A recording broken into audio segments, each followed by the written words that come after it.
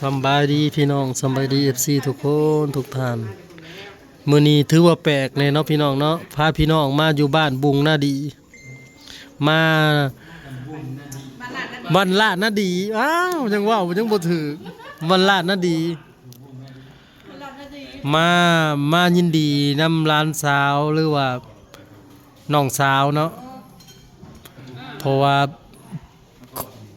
เพิ่นสิมันลูกสาวมันลูกสาวหรือว่างานมันงานคอแหละอยู่บ้านเฮาเอิ้นว่างานคองานคองานแต่งเนาะถือว่าแปลกหน้าในมื้อนี้แม่เจ้าสาวกำลังแต่งบ่ทันได้ผูกแขนพี่น้องสวยจักหน่อยว่าซั่นแขกบ้านเฮาก็สิมาแต่ญาติใกล้ๆกันเนาะอันนี้ก็ร้านนี่น้องโซสาวแพงน้องสาวเมาเจ้าว่าคือเรื่องให้เขาเรื่องเขาจะสิรถให้เขาว่าก็ว่ามันนั่นอันนี้ก็ยันว่าตามราคาแล้วว่างานกันต่อคือตัวมื้อน่ะก็บ่ไหวเลยร่วมแล้วเลยเราสิเข้าพิธี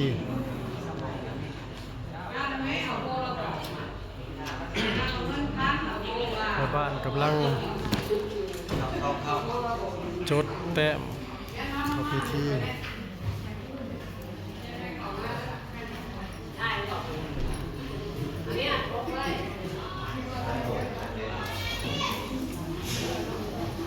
ขาดองหาแสนแล้วเบิดบ่แล้วเบิด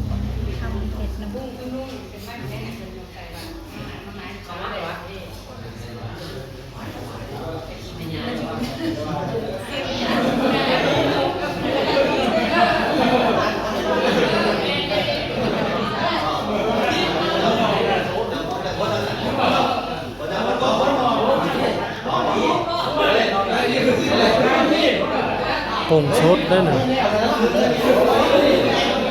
ป่งสดได้ก็เจ้าก็คือบุกไป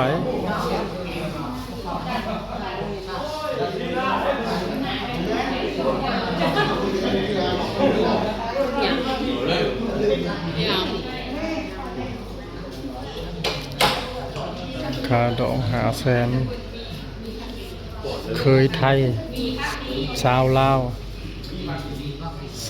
บ่าวไทย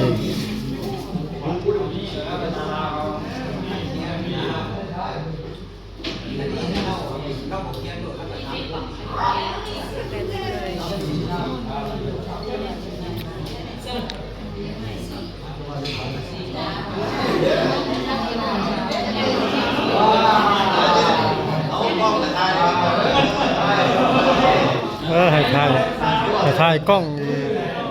พอจะเช้าให้ถ่ายกล้องอีก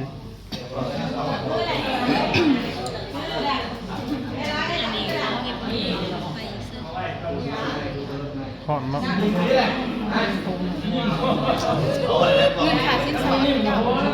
500,000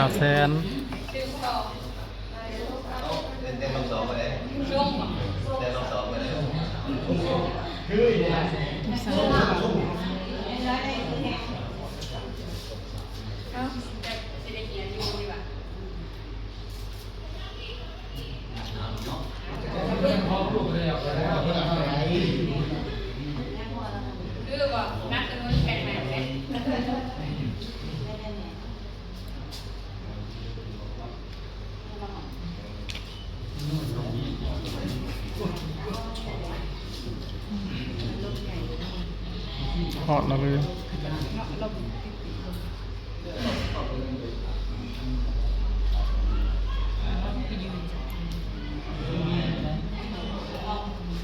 นั่งลงเลยที่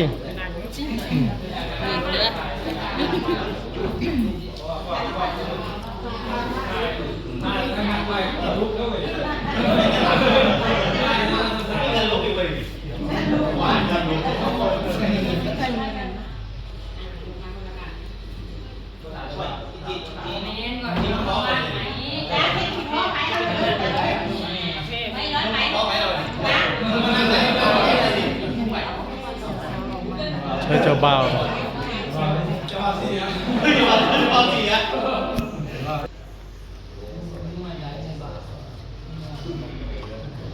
คือพอลีเนาะแต่งนั่นก็ยังคือเบาไอ้คือพอกันแล้วเนาะคือกันเลยนะ ลูกพ่อคือ แล้วคือลีเนาะ ลูกพ่อเนาะ บุกไป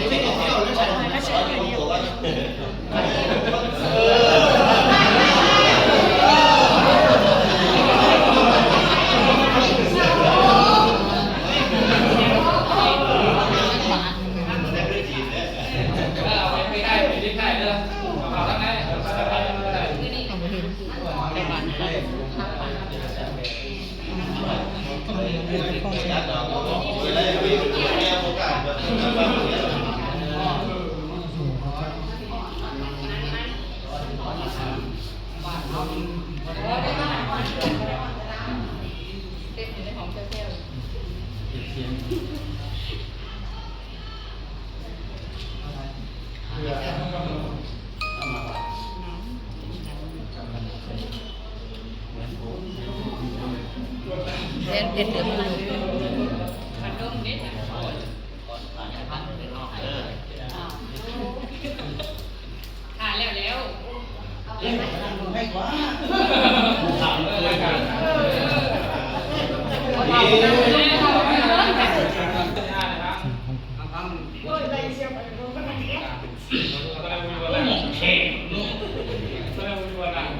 เคยเหลือมตาเวทเห็ดเลย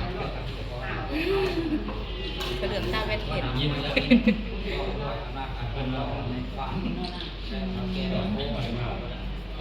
ไปสาวลาวใ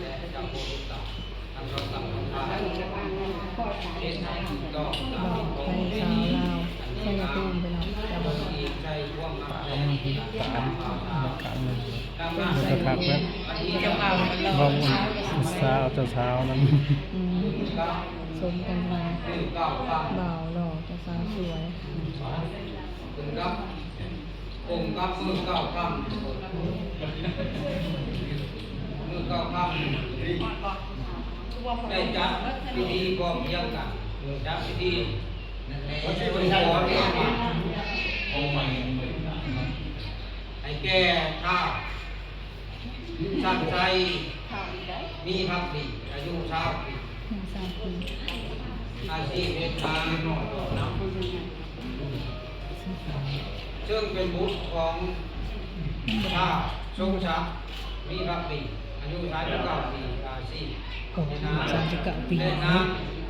มันบ่มาแบบนี้ ำคือธรรมะมีพักดี สามสิบ เจ้า คอย เจ้าอ่านเนาะอ๋ออันนี้39 ปี สามสิบมา ลูกประชาปี หมู่เจ็ดบ้าน แม่นแล้วมันก็ได้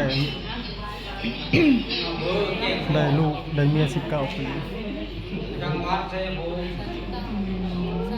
สม สู่ขอ บ่าวสาว กับนางไทยบุตรหลงอายุ17 ฟังไทย ทำให้อ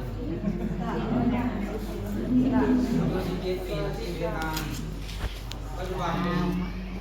ซึ่งเป็นบุตรของชาวชายทั่วไป